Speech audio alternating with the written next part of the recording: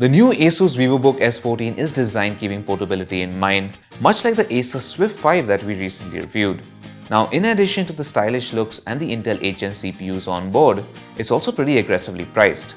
Let's see how it fares. Now, before we begin, don't forget to subscribe to our channel and hit that bell icon so you know when we have new videos.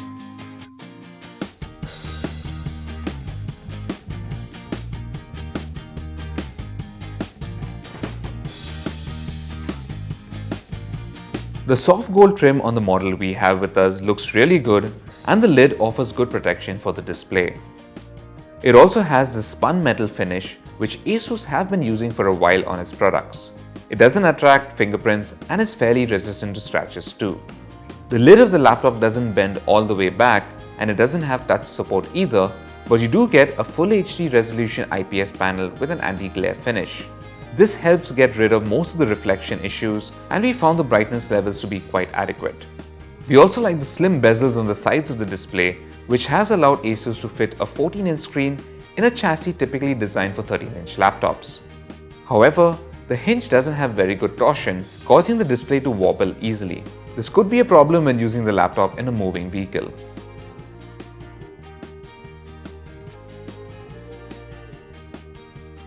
You get multiple levels of backlighting for the chiclet keys, which are well spaced and sized.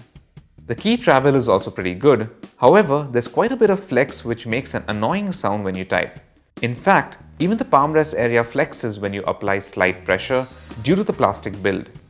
The VivoBook S14 is quite light too, weighing it at around 1.2 to 1.4 kilograms depending on the model you pick. The trackpad area is wide and there's a fingerprint sensor in the corner too for authentication. Tracking performance is alright, but not great as is the case with most mainstream Windows laptops. Physical connectivity includes two USB ports, a single Type-C port, a micro HDMI port instead of a standard one for some reason, a microphone and headphone combo port, and a micro SD card slot. The lack of a full-size SD card reader is still a bit disappointing. Now, the laptop is available in multiple storage and CPU options, but all of them have 8 GB of RAM.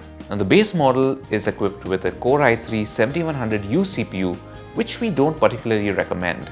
You also get an option of an 8th Gen Core i5-8250U CPU or a Core i7-8550U CPU. If you look online, you'll find the S410 UA models which ship with the SSD and a 1TB mechanical hard drive.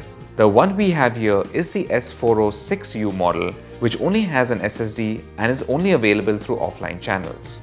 With everyday use, the VivoBook S14 has no trouble taking on the usual workloads. Boot time in Windows 10 is quick, and the quad-core CPU handles multitasking quite well. The display has good viewing angles and colors are vibrant and punchy. The laptop also runs cool most of the time, as we only heard the fans ramp up when playing heavy 3D games or running benchmarks. The palm rest area also stays cool and doesn't get uncomfortably hot, which is good. Audio performance is not too shabby either.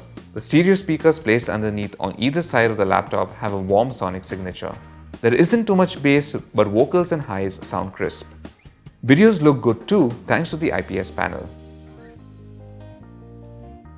Gaming performance isn't great as we mostly got single-digit frame rates in our tests. Casual games from the Windows Store, however, isn't much of an issue.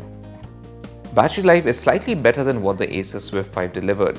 If your primary use involves working within a browser most of the time, then we found it to run for about 6 to 6.5 hours with continuous usage. Asus has managed to settle on a pretty aggressive price for the VivoBook S14. This has come at a slight cost to the build quality of the keyboard area, but overall it's not a bad package.